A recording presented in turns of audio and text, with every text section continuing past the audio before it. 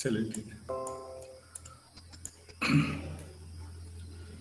तो पिछली बार जब हम लोग ने मैट्रिक्स की कुछ चीजें पढ़ी थी उसमें इनवर्स से रिलेटेड कई चीजें हमने समझी। ए इनवर्स क्या होता है और इन एडजॉइंट और किसी मैट्रिक्स का जो प्रोडक्ट है और उसका एडजॉइंट का प्रोडक्ट वो भी हम लोगों ने पढ़ा था कि क्या आता है किसी मैट्रिक्स का और उसके एडजॉइंट का प्रोडक्ट।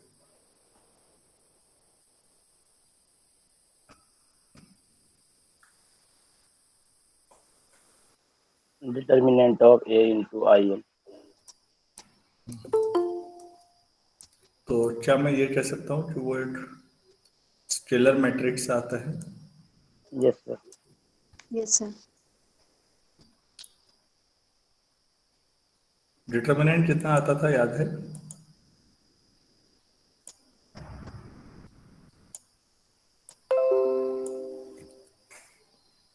इसका डिटर्मिनेंट लिया था। तो हम आगे बढ़ते हैं, कुछ बेसिक चीजें और सीखते हैं। Inverse of a matrix.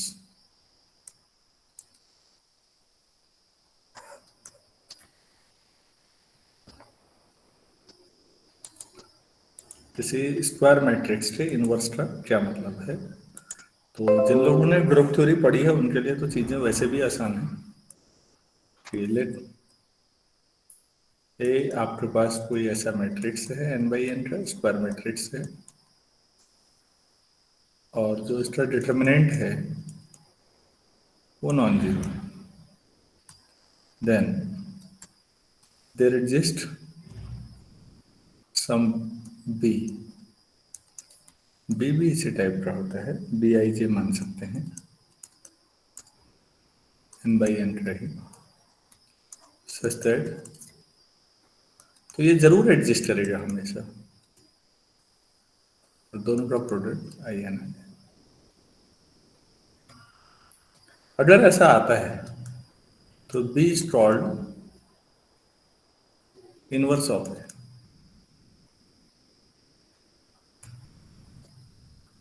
पहली बात, ये इस डेफिनेशन में हमने दो चीजें कही हैं कि n बाई n का स्क्वायर मैट्रिक्स होगा और नॉन सिंगुलर होगा, डिटर्मिनेंट नॉन जीरो होगा। अगर ऐसा है तो गारंटी है 100% कि आपके पास एक बी एग्जिस्ट करेगा। बी भी n बाई n का ही होगा और ए और बी का जो प्रोडक्ट होगा वो यूनिट मैट्रिक्स आएगा। तो ऐसा होगा तो उसको हम इनवर्स कहते हैं। अब अगर इनवर्स आता है यहाँ पर, ऐसा बी एग्जिस्ट करता है, तो सबसे पहला क्वेश्चन दिमाग में ये आता है कि ऐसा एक ही बी एग्जिस्ट करेगा या एक से ज्यादा बी भी ऐसे एग्जिस्ट कर सकते हैं? या और सरल शब्दों में कहें तो क्या किसी मैट्रिक्स का इनवर्स यूनिट होता है? क्योंकि बी जो है वो ए का इनवर्स है। आप ऐसे भी लिख सकते थे, जो ए इनवर्स है वो बी। ठीक, तो ये यूनिक होता है, ये प्रूव करना है। तो हम इसको ऐसे भी लिख सकते हैं, एवरी इन्वर्टिबल। इन्वर्टिबल का मतलब जिसका इनवर्स पॉसिबल है। Every invertible matrix पजेज। Group theory में हमने पढ़ा भी है कि अगर किसी का इनवर्स है तो वो यूनिक होगा, वही यहां भी प्रूव करना है, यूनिक इनवर्स। ऐसा नहीं हो सकता कि दो डिफरेंट बी एग्जिस्टर्स हैं, नहीं हो सकता। मतलब तो मैं ऐसा करता हूँ, इसके दो इनवर्स लेके चलता हूँ और फाइनली दोनों बराबर आ गए। Let A equal to A I J N by N का है और दूसरा डिटर्मिनेंट ए नॉन जीरो। तो इसका मतलब हुआ है कि ए इज इन्वर्टिबल। ए का इनवर्स एग्जिस्ट करेगा फिर ऐसी स्थिति में, ठीक हो गया। अगर ए का इनवर्स एग्जिस्ट करता है तो हम मान लेते हैं, लेट बी एंड सी दो मान लो, या बी वन बी टू मान लो, कोई फर्क नहीं पड़ता। बी टू इनवर्सेज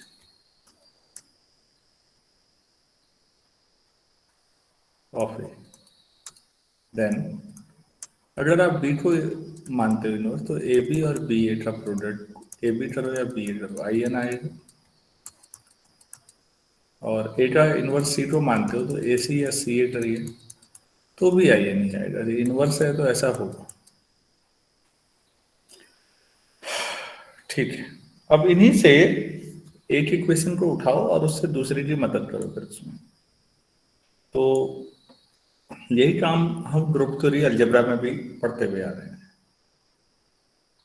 फ्रॉम वन, आपने अभी लिखा है कि A B equal to I N, ये आपने लिया है। दोनों तरफ सी से मल्टीप्लाई कर देता हूं, C times A B equal to C times I n. C A into B equal to C. यहां पर रीजन क्या लिखेंगे आप लेफ्ट साइड में? Some matrix multiplication is associative. बढ़िया। Matrix multiplication is associative always. अगर वो मैट्रिक्स मल्टीप्लिकेशन पॉसिबल है, वीटी कर सकते। अब सी ए टी जो क्या लिखेंगे आप सेकेंड इक्वेशन से? यहां पर देखिएगा,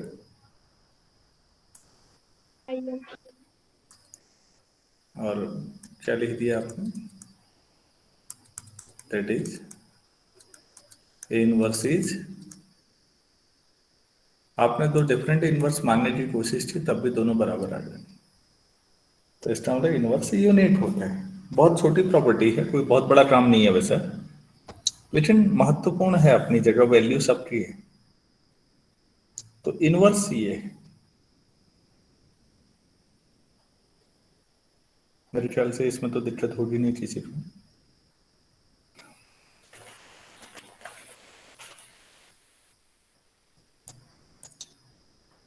मैं ये मान के चल रहा हूँ कि बहुत सारे लोगों ने हो सकता है कभी भी डिटेल में मैट्रिक्स ना पढ़ी हो, तो उनको भी समझ में आ जाए, इसीलिए मैं बहुत छोटी छोटी चीजों पे भी ध्यान दे रहा हूँ, वरना जरूरत थी नहीं।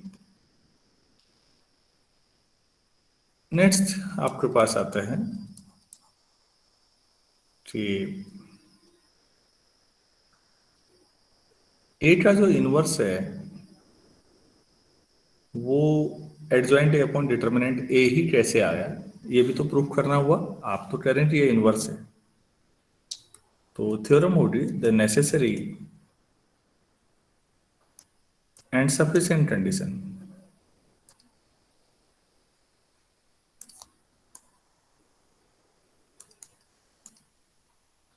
For a square matrix A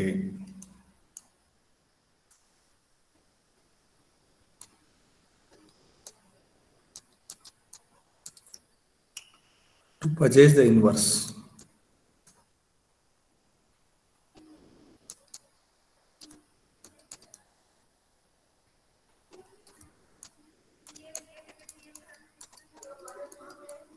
is non-zero। Determinant a non zero है, ये नेसेसरी कंडीशन भी है, और किसी मैट्रिक्स स्क्वायर मैट्रिक्स के लिए अगर उसका इनवर्स एडजस्ट करने की नेसेसरी कंडीशन क्या होती है पूछा जाए आपसे, या सफिशिएंट कंडीशन, तो दोनों ही है। स्क्वायर मैट्रिक्स कह दिया है तब है, तो हम मान लेते हैं नेसेसरी कंडीशन में ले लेते हैं।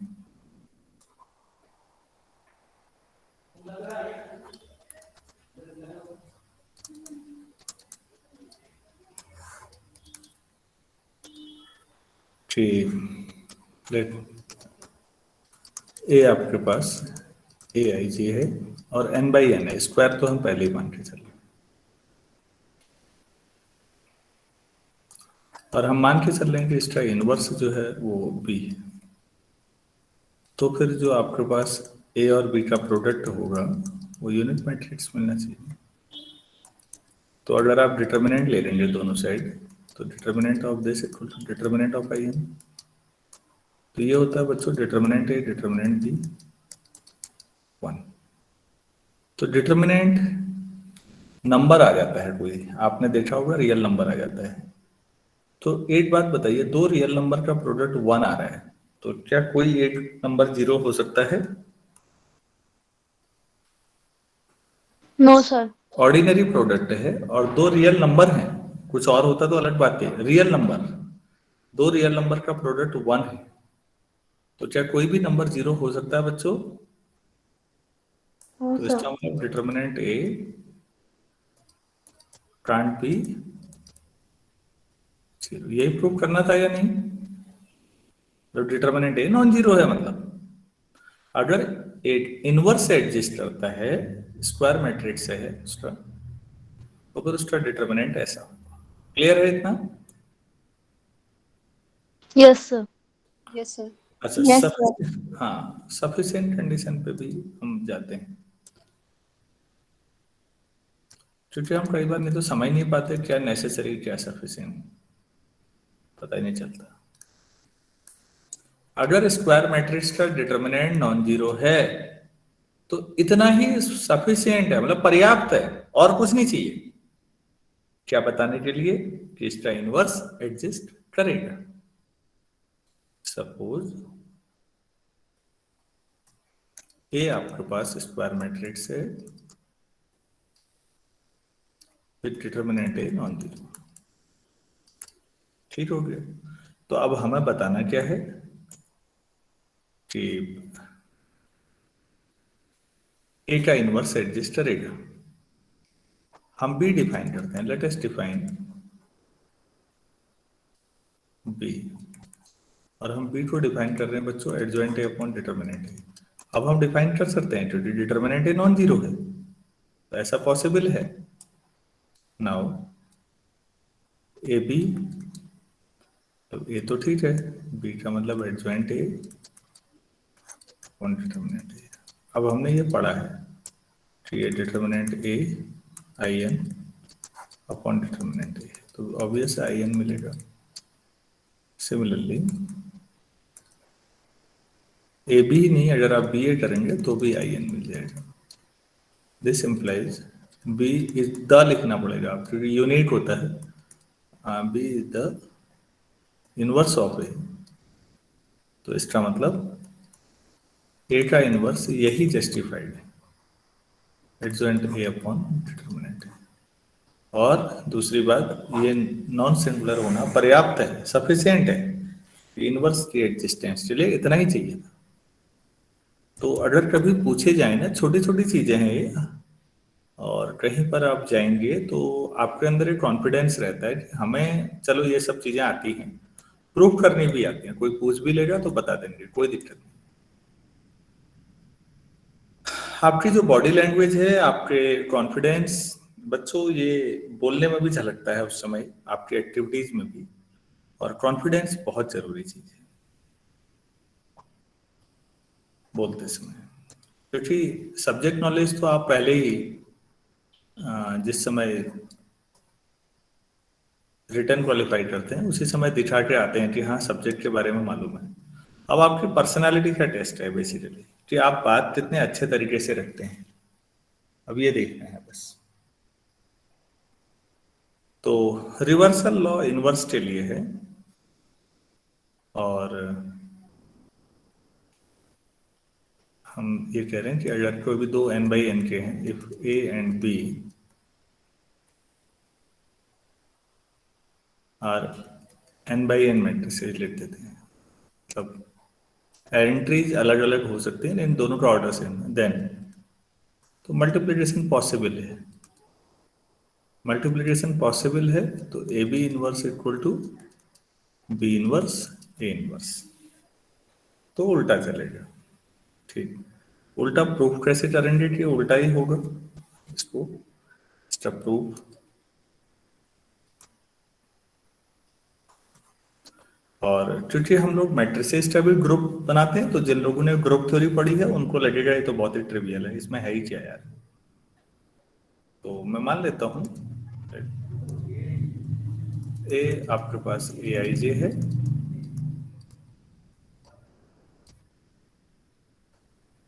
और बी आपके पास बी आई जे है n by n. N by n ही क्यों लिया? आप कहेंगे कि ए एम बाई एन लेते या एन बाई पी ले लेते, ए भी तो डिफाइन हो जाता, यहाँ रिवर्स ऑर्डर जो है वो डिफाइन नहीं हो पाता बच्चों, इसलिए दोनों को स्क्वायर लेना जरूरी है, क्योंकि दोनों तरफ से मल्टीप्लाई हो रहा है। क्या मैं समझा पाया क्या कहना चाह रहा हूँ? Yes sir. Yes, sir. हाँ, पहली बात तो हमें ये पता है बच्चों कि अगर m by n n by p ले लोगे तो फिर डिटर्मिनेंट कैसे निकालोगे, इन्वर्टिबल की बात ही खत्म हो जानी है। तो दोनों सेम ऑर्डर लीजिए ताकि आप दोनों साइड से मल्टीप्लाई आसानी से कर सकें। हम ये भी ले लेते हैं साथ में विद डिटर्मिनेंट ए भी नॉन जीरो, क्योंकि इनवर्स की बात हो ही रही है अब, और डिटर्मिनेंट बी भी नॉन जीरो, हमने ये डिफाइन कर लिया है। ठीक है, तो पहली बात तो ये है कि अगर ए और बी इन्वर्टिबल हैं तो उनका प्रोडक्ट भी इन्वर्टिबल होगा, हमें ये दिखाना है। नाउ अगर आप ए और बी का डिटर्मिनेंट लेते हैं तो क्या आप उसे डिटर्मिनेंट ए डिटर्मिनेंट बी लिख सकते हैं? और डिटर्मिनेंट ए और डिटर्मिनेंट बी तो नॉन जीरो है दोनों, तो दोनों का नॉन जीरो का प्रोडक्ट भी नॉन जीरो, क्योंकि डिटर्मिनेंट बेसिकली बच्चों रियल नंबर होता है। तो अगर determinant A B non zero आ रहा है तो इसका मतलब ए बी भी n बाई n का ही है और इस नॉन सिंगुलर है, ए बी इज इन्वर्टिबल हो गया ना। Yes, sir. इसी से जुड़े हुए मैं तो यहाँ पर थ्योरम कर रहा हूँ, लेकिन बेसिकली अगर कभी ये पूछ दिया कि ए इन्वर्टिबल है तो क्या ए स्क्वायर भी इन्वर्टिबल होगा, तो भी यही प्रूफ होगा। यहाँ पर बाद में बी की जो ए रख दिया जाएगा कि दोनों बराबर हैं तो ए स्क्वायर हो जाएगा। ए इन्वर्टिबल है तो ए स्क्वायर भी इन्वर्टिबल होगा, ए क्यूब भी इन्वर्टिबल होगा, basically A to the power N भी इन्वर्टिबल होगा, एन कोई भी नेचुरल नंबर है। और आप ध्यान रखिएगा मैट्रिक्स या लीनियर अलजेब्रा जब हम पढ़ते हैं तो हम फाइनाइट तक ले चलते हैं, एन अरबों खरबों भी जाएगा तो वो फाइनाइट ही माना जाएगा। लिमिटिंग केस रियल एनालिसिस ले जाती है। क्या मैं समझा पाया क्या कह रहा हूं? Yes sir. हाँ बच्चों, अगर ए कभी आपके पास इन्वर्टिबल है तो ए की कोई भी पावर लीजिए,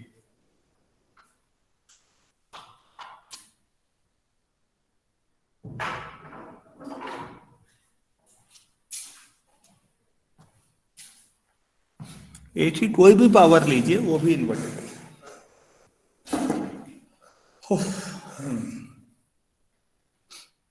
चलो ठीक है, ये सवाल एडिशनल हमारा हो गया, कहीं पर जरूरत पड़ सकती है कभी।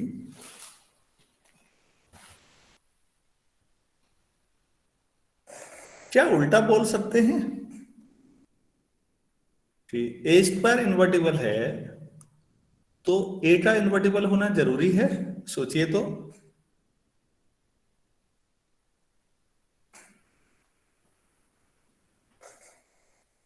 Yes, sir.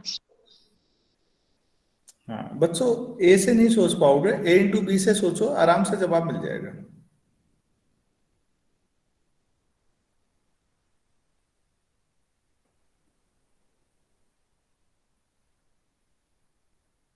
बाकी बच्चे सोच पा रहे हैं इस बात को? ए इंटू बी जैसे ये है ना, आप ये सोचो कि अगर ये ए बी जो है आपके पास, आप ए स्क्वायर मत लीजिए, ए बी लीजिए। अगर ये आपके पास नॉन जीरो है तो डिटर्मिनेंट ए डिटर्मिनेंट बी भी नॉन जीरो होगा या नहीं? होगा ना? यस सर होगा। बी की जो ए रखेंगे तो बच्चों क्या मिलेगा यहाँ से? ए स्क्वायर का डिटर्मिनेंट नॉन जीरो है तो डिटर्मिनेंट ए का स्क्वायर भी नॉन जीरो है। अब किसी का स्क्वायर नॉन जीरो है तो वो डिटर्मिनेंट भी नॉन जीरो होगा या नहीं? Yes sir. देखो बच्चों, अंदर यहाँ ए स्क्वायर का डिटर्मिनेंट था, यहाँ ए के डिटर्मिनेंट का स्क्वायर है, दोनों में अंतर है। तो हमने क्या सीखा कि ए अगर इन्वर्टिबल है तो ए की कोई भी पावर इन्वर्टिबल है। अब उल्टा, ए की कोई भी पावर इन्वर्टिबल है तो ए भी इन्वर्टिबल है। और अगर आप इसको और सरल करें तो ए टू द पावर एन कर सकते हैं।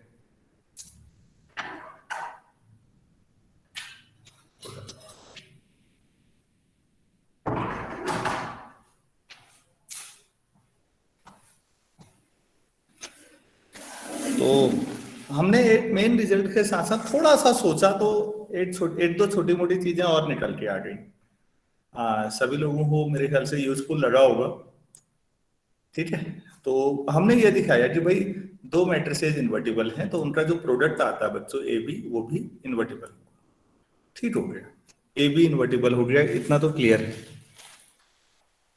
अब यहां पर भी हम एक मैट्रिक्स डिफाइन करते हैं। लेट अस डिफाइन सी को उल्टा कर लो, बी इनवर्स ए इनवर्स, क्योंकि ये भी डिफाइन हो गया क्योंकि भाई ए का इनवर्स ए इनवर्स है, ये भी n बाई एन, ये भी n बाई एन, इन दोनों का प्रोडक्ट भी n बाई एन, तो सी डिफाइन किया जा सकता है। क्लियर है ना सबको? Yes sir. अच्छा बच्चों, सी इंटू ए बी करते हैं। चलो, सी का मतलब हो गया बी इनवर्स ए इनवर्स, और ए बी तो ए बी है। अब एसोसिएटिविटी से इसको मैं ए इनवर्स इंटू ए कर दूं। आप लोग प्लीज यहां लिखेंगे, जो बच्चे अभी ग्रुप थ्योरी नहीं पढ़े हुए हैं अलजेब्रा, उनको लगता होगा क्यों लिखना है, लेकिन यहाँ जरूर लिखिएगा साइड में कि ये क्यों लिखा आपने, वरना तो वो कहेंगे ये तो आई एन हो रहा है, इसमें क्या बड़ी बात है। बड़ी कोई बात नहीं है, मैं भी लिख देता हूं डायरेक्ट। तो C into A B I n आ रहा है। सिमिलरली आप ए बी इंटू सी कर लीजिए तो वो भी आई एन आएगा। कैसे? ए बी और सी जी जो आप रखेंगे बी इनवर्स ए इनवर्स, देखिएगा वो भी आई एन ही आ जाना है। तो since A B into C equal to C into A B equal to I n है, this implies C is the inverse of A B. तो ए बी का inverse है सी, मतलब ए बी का inverse क्या है? सी। तो ए बी का इनवर्स सी है, और सी क्या माना था आपने? इनवर्स।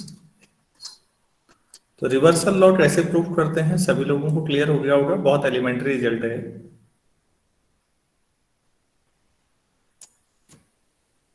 आप इसको इन जनरल भी बना सकते हैं किसी भी फाइनाइट नंबर तक, कि अगर आप A1 A2 AN मैट्रिसेज हैं, सब n बाई n के हैं, इनवर्स लें तो रिवर्स हो जाएगा AN inverse and so on A1 inverse.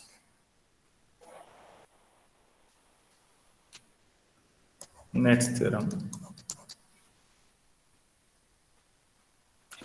अगर आप किसी मैट्रिक्स का इनवर्स लें और फिर ट्रांसपोज लें और ट्रांसपोज लें फिर इनवर्स लें, क्या कोई अंतर पड़ेगा? तो एक है, तो मैं उसको लिखता हूं operations of transposing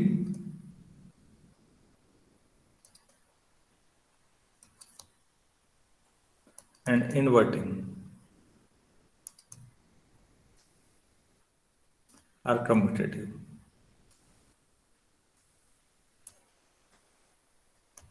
That is, transpose low A dash और फिर इनवर्स करो, या पहले इनवर्स ले लो फिर ट्रांसपोज करो, एक ही बात है, कोई अंतर नहीं आता। ये प्रूव करना है। लेट ए आई जे है n बाई n और डिटर्मिनेंट ए नॉन जीरो है, मतलब ए इन्वर्टिबल है। तो फिर आप तो जानते हैं कि डिटर्मिनेंट ए डैश का डिटर्मिनेंट भी उतना ही आता है, तो इसका मतलब जो ए डैश है वो भी क्या है? इन्वर्टिबल मैट्रिक्स है।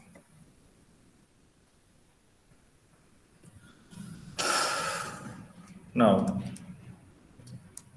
ए इंटू ए इनवर्स क्या होता है? आइए दोनों साइड आप ट्रांसपोज ले लें, तो आई एन ट्रांसपोज। आप लोगों ने ये पढ़ा था, ए बी ट्रांसपोज क्या पढ़ा था, याद है? A transpose A transpose. Transpose A transpose. तो फिर ये क्या हो जाएगा? A inverse transpose A transpose, और यूनिट मैट्रिक्स का तो इंटरचेंज करो, फिर वही मिल जाना है।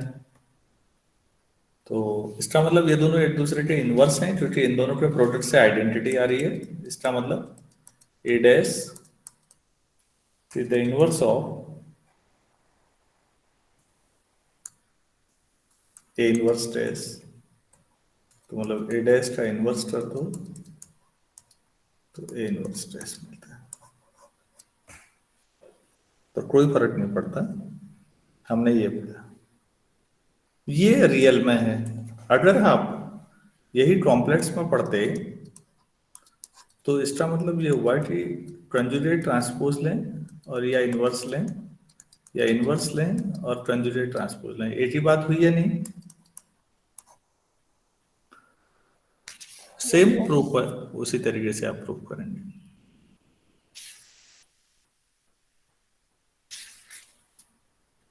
सभी लोगों को मेरे ख्याल से यहां तक तो दिक्कत आनी नहीं चाहिए कहीं।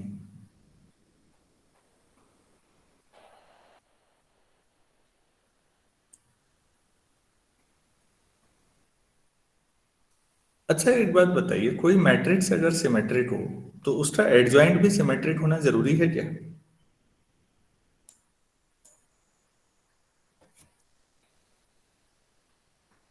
If A is symmetric matrix,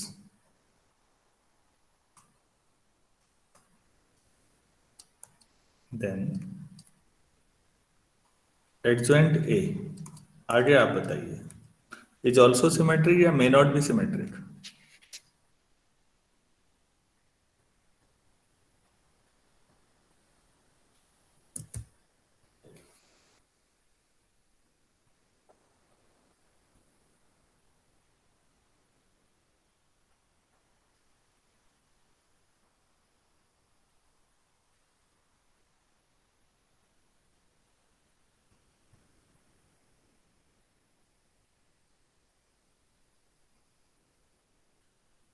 नहीं सोच पा रहे?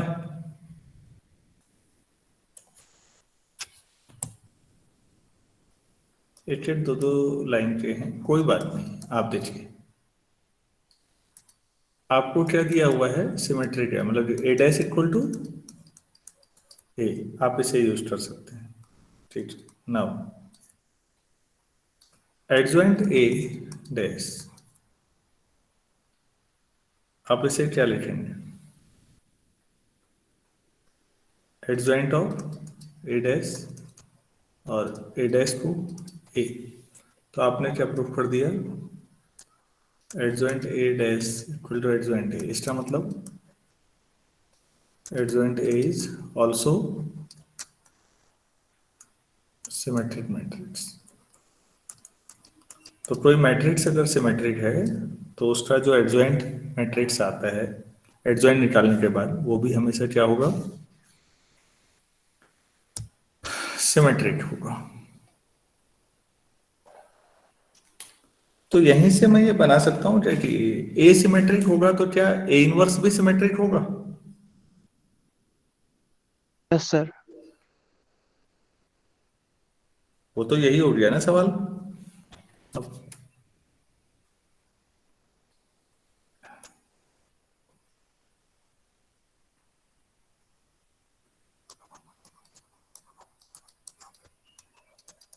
ए सिमेट्रिक का मतलब ए इनवर्स इज ऑल्सो। किसी बच्चे को कोई डाउट है इस लाइन पे तो बोलिएगा, नहीं तो मैं आगे बढ़ जाता हूँ।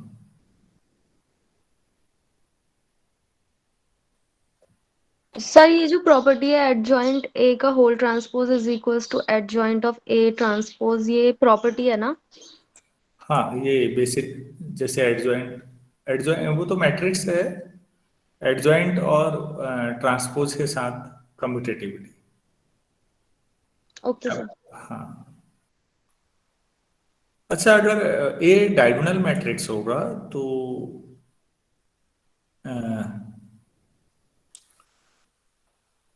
ए अगर कोई आपके पास डायगोनल मैट्रिक्स है तो उसका एडजॉइंट भी डायगोनल मैट्रिक्स होगा क्या?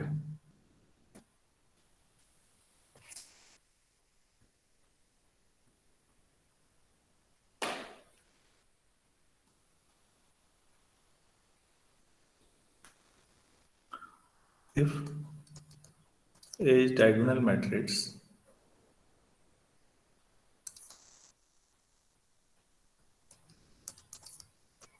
then adjoint A is also, बाकी लिख लीजिए डायगोनल मैट्रिक्स, ये भी होगा बच्चों, एडजॉइंट भी डायगोनल होगा। ज्यादा समझ में ना आ रहा हो तो 3x3 का डायगोनल उठाओ और एडजॉइंट निकालो, समझ में आ जाएगा। समझने से मतलब है खाली aij is not 0 when I is equal to j and aij equal to 0 when I is not equal to j लिखोगे, थोड़ा कंफ्यूजन भी हो सकता है, करेगा तो वही है, तो फिर एडजॉइंट निकालना टफ पड़ता है। तो आप ऐसे ले लो कोई a 0 0 0 b 0 0 0 c निकाल लो भाई इसका एडजॉइंट और देख लो कि वो भी डायगोनल है या नहीं, तो वो आएगा। तो ए एडजॉइंट अगर डायगोनल हो गया तो ए इनवर्स भी हो गया ना। Yes sir. अच्छा,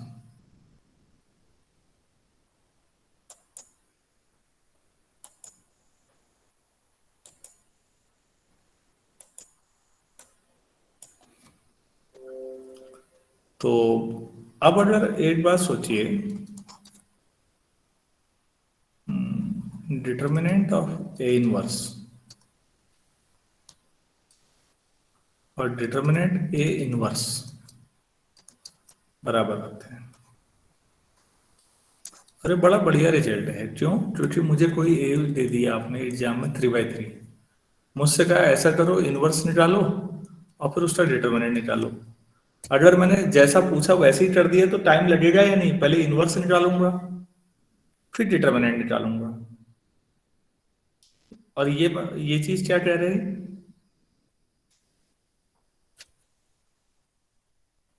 एट लाइन क्या है भाई? ए इनवर्स कितना होता है?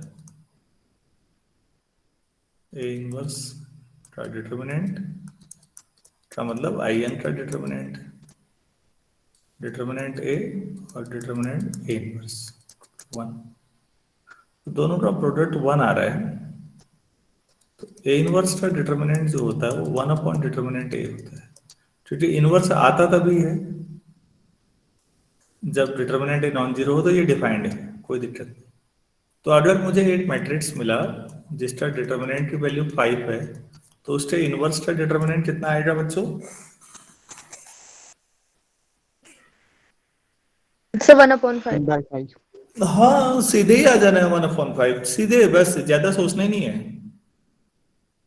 अगर आपको पता है किसी मैट्रिक्स का डिटर्मिनेंट तो आपको उसके इनवर्स का डिटर्मिनेंट भी डायरेक्टली पता है। ठीक, यहां से एक बड़ा बढ़िया रिजल्ट आता है बच्चों, और वो बाद में सिमिलर मैट्रिसेस पे ले जाएगा हमको, इक्विवेलेंस रिलेशन पे। लेकिन अभी मैं इक्विवेलेंस रिलेशन नहीं पढ़ाने वाला, अभी मैं छोटा सा रिजल्ट करा रहा हूं, बस एलिमेंट्री है। क्वेश्चन करते हैं यार इसको। If B is non singular, इस रिजल्ट को याद रखिएगा, ये कई जगह पूछा भी जाता है। Then prove that A and B inverse AB have same determinant.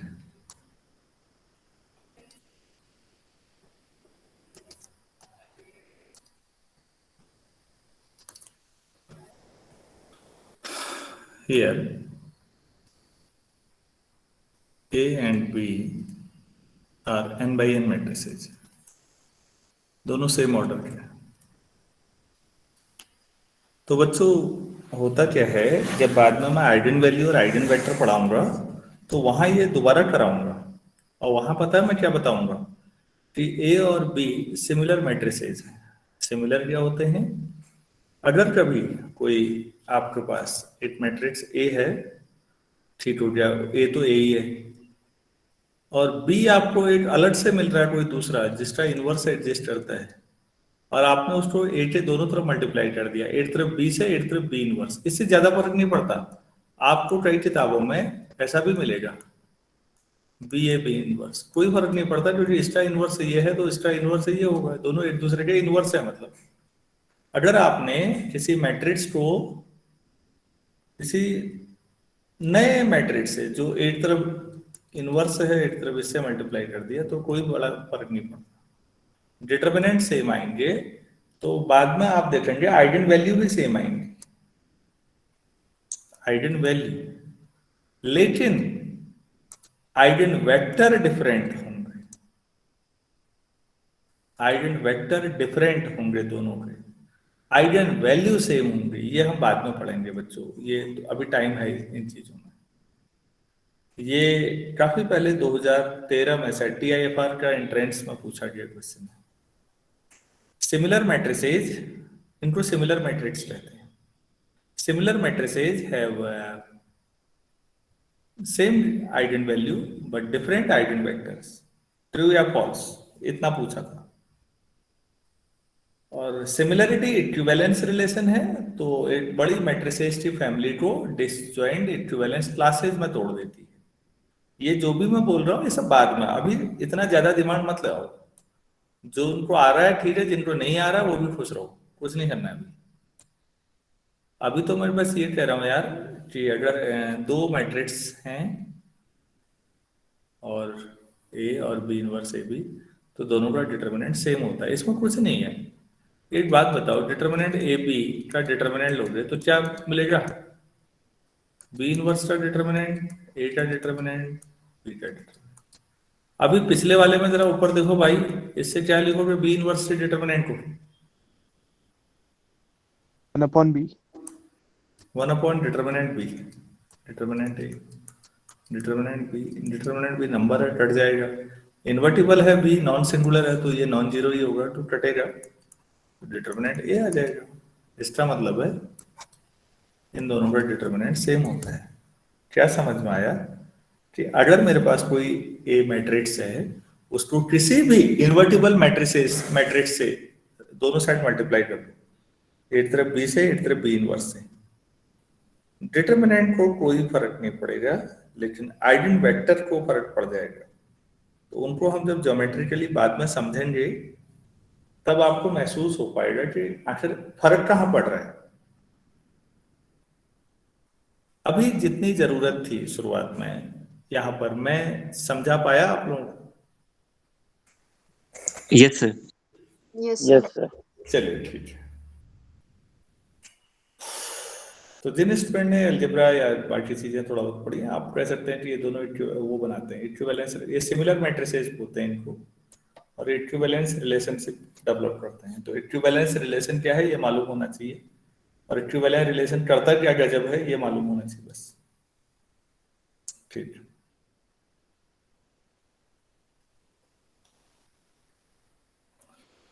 अच्छा।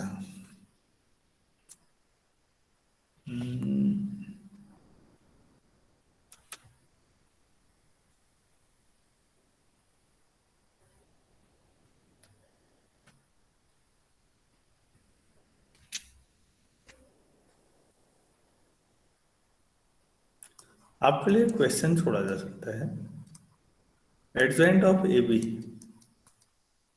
Equal to adjoint of B adjoint of ए।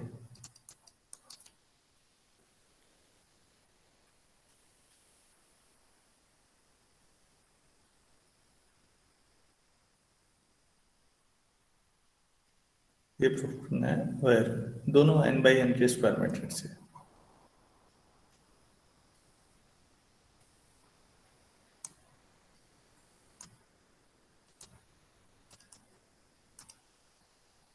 कैसे करें?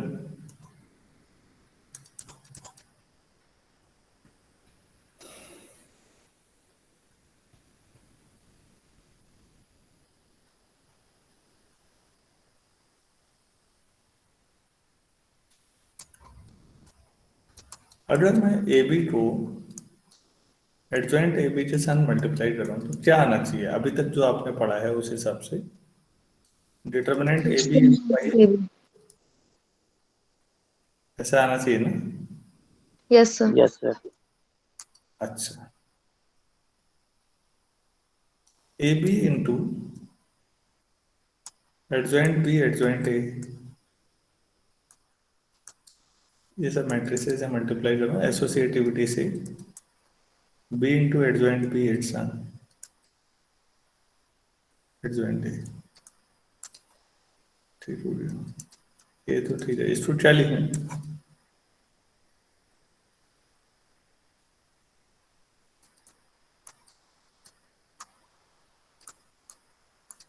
ऐसा लिख सकते हैं क्या?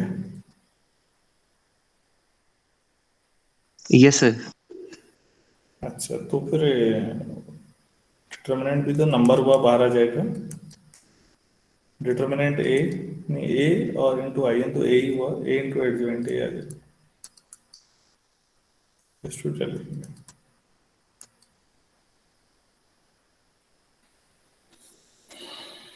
ए इंटू एडजॉइंट ए, फिर उसी हिसाब से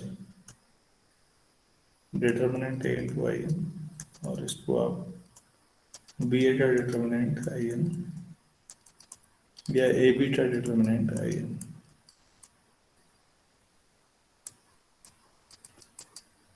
ए बी और बी ए अलग अलग हो सकते हैं, लेकिन अगर एग्जिस्ट कर रहे हैं तो डिटर्मिनेंट सेम आएगा।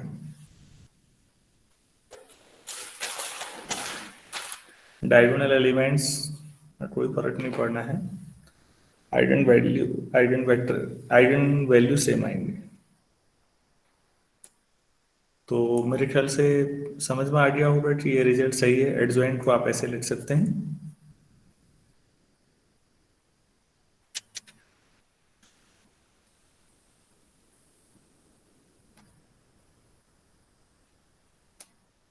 ठीक है ना? इतना कोई डाउट तो नहीं? Yes sir.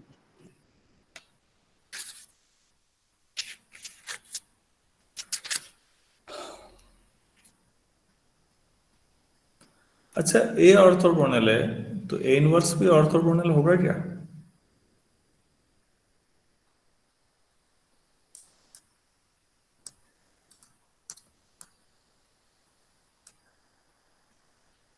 जो रिजल्ट ऑर्थोगोनल के लिए होगा वही फिर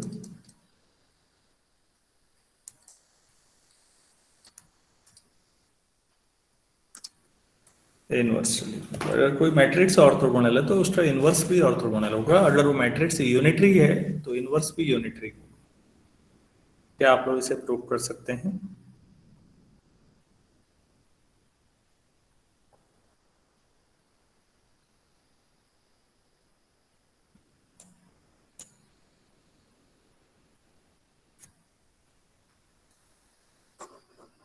एक एक लाइन के सवाल हैं। ए इज ऑर्थोगोनल ना?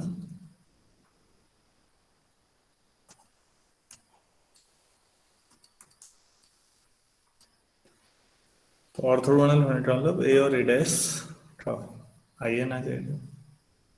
इनवर्स ले लीजिए, A dash inverse I n inverse, A dash inverse A inverse, फिर दोबारा आई एन आ जाएगा। क्या इसे मैं इंटरचेंज कर सकता हूँ? ए डैश का इनवर्स या ए इनवर्स का डैश, मतलब डैश मतलब transpose. Yes Yes, sir. sir.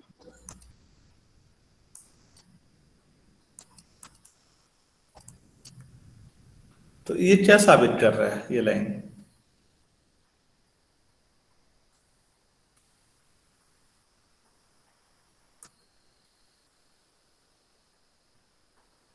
भाई ऑर्थोगोनल किसको कहते हैं? आप पहले उस बात को समझिए ना। किसी मैट्रिक्स और उसके ट्रांसपोज का प्रोडक्ट अगर यूनिट आ रहा है तो वो ऑर्थोगोनल है। तो ए इनवर्स और ए इनवर्स के ट्रांसपोज का प्रोडक्ट भी तो आ रहा है। सभी लोग सहमत हैं?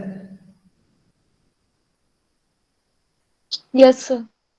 तो कोई मैट्रिक्स ऑर्थोगोनल है तो इनवर्स भी होगा, यूनिटरी है तो यूनिटरी भी ऐसे ही आ जाएगा। तो ये एलिमेंट्री चीजें थी कुछ जो मैंने आपको कराई। बीएससी 1 के लेवल की चीजें हैं, क्योंकि मैं हर साल बीएससी 1 को ये सब चीजें पढ़ाता ही हूँ, तो 1 के लेवल की हुई। कई बच्चों को फिर भी सीखने को मिला हो तो अच्छी बात है। अब एक बड़ा महत्वपूर्ण कार्य है, लेकिन वो आज नहीं होगा, कल होगा। कि एक बड़े मैट्रिक्स को आप छोटे छोटे सब मैट्रिसेज में पार्टीशन कर सकते हैं उसको, और पार्टीशन से बेनिफिट भी क्या क्या है, कल हम इस पे बात करेंगे। आज इतना ही करते हैं। एक्चुअली मैं तो ये कॉलेज से ही पढ़ा रहा हूँ आप लोगों को, वहां से कॉलेज के बाकी काम और सब करना, ये तो पहाड़ के कॉलेज हैं तो थोड़ा सुकून है कि अभी पढ़ा ले रहे हैं, नीचे आएंगे तो इस टाइम पे पढ़ाने की तो भूल जाना होगा। तो आप लोगों को किसी को कुछ कहना पूछना है तो बोलिएगा। सर ए बी का डिटर्मिनेंट और बी ए का डिटर्मिनेंट सर हमेशा इक्वल होता है? डिटर्मिनेंट सेम आ जाएगा। Yes, okay sir. तो ऐसे आएगा सोच रहे हैं आप?